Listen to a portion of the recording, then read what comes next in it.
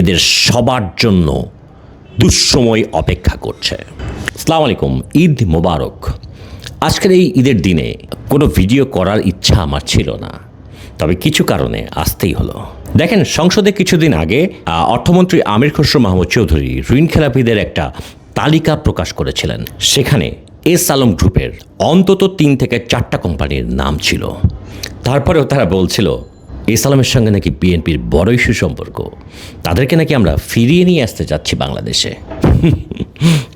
আছে তো মুখ, যা ইচ্ছা বলে দেওয়া যায়। মুখ না অন্য কিছু, সেটা আর কে দেখতে যাবে। আজকাল একটা ভালো খবর আসছে। সরকারের আবেদনের প্রেক্ষিতে সাইপ্রাসে এস আলমের থাকা সম্পত্তির একটা বড় অংশ ক্রোক করার নির্দেশ দিয়েছেন সাইপ্রাসের আদালত। তবুও একটা গোষ্ঠী বলবে এস আলমের সঙ্গে আতাত করছে বিএনপি, এস আলমের সঙ্গে আতাত করছে নাকি সালাউদ্দিন ভাই। বলুক, বলতে দেন। আচ্ছা, আপনারা এটা বুঝেন না, ওই নিউজটা মানুষ দেখেছে, এই নিউজটা মানুষ দেখছে, আপনাদের প্রোপাগান্ডাও মানুষ পড়ছে, ফ্যাক্টগুলো মানুষ পড়ছে। লজ্জা লাগে না আপনাদের? মানুষের কাছে মুখ দেখান কি করে? আমাদের নিজেদের কথা বলি, একটা কথা বলে যদি সেটা পরে না ঘটে, রীতিমতো লজ্জা লাগে। আপনাদের লজ্জা লাগে না? লজ্জা নামের ওই বস্তুটা আপনাদের নাই।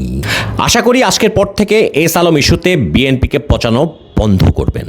আজকে থেকে চুপ করবেন এবং অতীতে যত প্রোপাগান্ডা করেছেন সেটার জন্য ক্ষমা চেয়ে নেবেন। শুধু এস আলম নয়, আওয়ামী লীগের যত দোসর আছে যারা দেশের বাইরে সম্পদ পাচার করেছে, দেশের অর্থনীতিকে ধসিয়ে দিতে চেষ্টা করেছে, এদের সবার জন্য দুঃসময় অপেক্ষা করছে। Clear and loud.